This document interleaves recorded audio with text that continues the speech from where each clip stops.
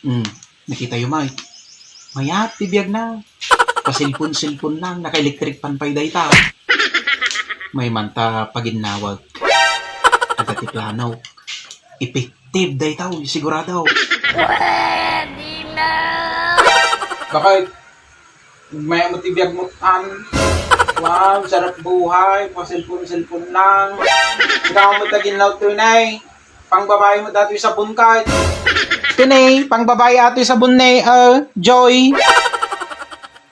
Ay, kas jay gayam pang babae gayam ta sabon. Tingarod ta siya kung taginaw ta pang babae day ta. Tingarod ta siya taginaw ta Joy ata.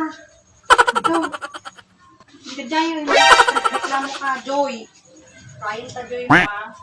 Effective. Reklamo ka. Sikatin nang ibagat ta aw nagreklamuan siya taginaw. Problema ta Joy nga rod Joy. Ang kagreklamo A few moments later. Kagablabak lang di kalman, nagaduman ti murangan. Nagako nagadom. Sa ano nga tayo, ti pa nagbado yung tao na ya. Bagay, di bali ta nabisa day sabon. Bola lang yan. Lakay! Oh, may manay. May katoy Hindi mo daytan.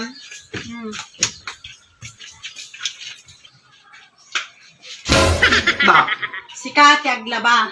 anya? Ha? Ariel tinagan na DJ sabon. Ang dapay ti Mr. Clean na. Ang lalaki day jay. Iba ko nang tatay. Siya agin na ta Joy tinagan na di sabon. Tata, Ariel tinagan na Mr. Clean. Tay. Si Kati Aglaba. Jame! Hindi pa di na dumamang nga lalabaan. Dagay ang panglalaki nga sabon niya. Ato ini. Walain, adir gidi ko pa sa sapatos. Di may mutoy tayo labanan kilmuta. Pang lalaki DJ sabon. Dadumot tayo. Na ang kagrekla-reklamo, ta si katinang irugruge. Dagay ang panglalaki nga sabon niya. Dato yan. Nay. Kanun tungay nga malmalpas day tao. Ayun gayam lakay.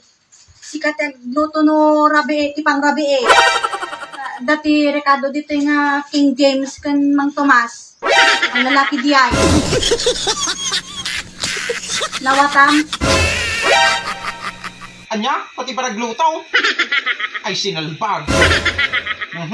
Madinsay doy, nakasarsarak ka.